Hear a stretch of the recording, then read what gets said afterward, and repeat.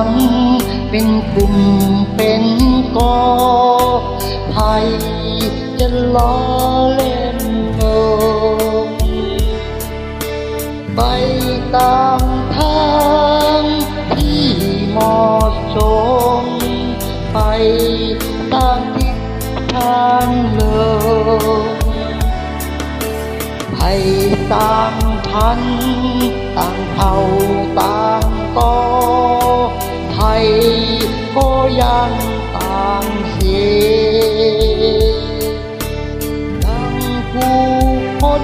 ในสังคมเรานี้ใหญ่จะไม่ต่างกันคนละทางคนละอย่างคนละอุดมกา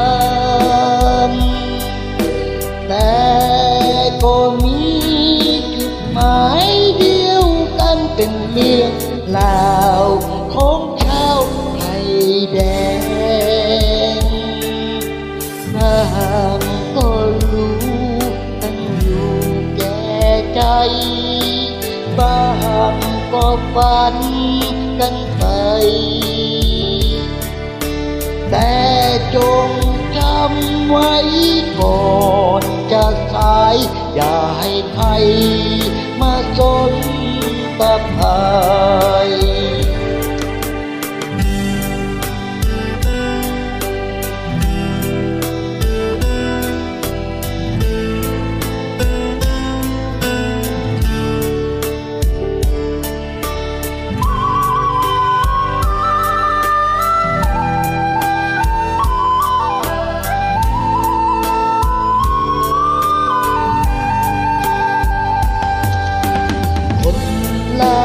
ทางคนละอย่างคนละอุดมการณ์แต่ก็มีจุดหมายเดียวกันเป็นเรื่องราว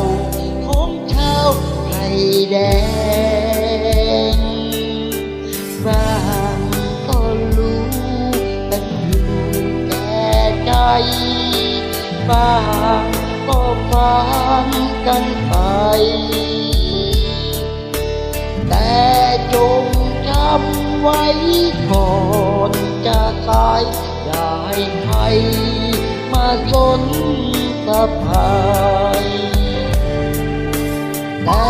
จง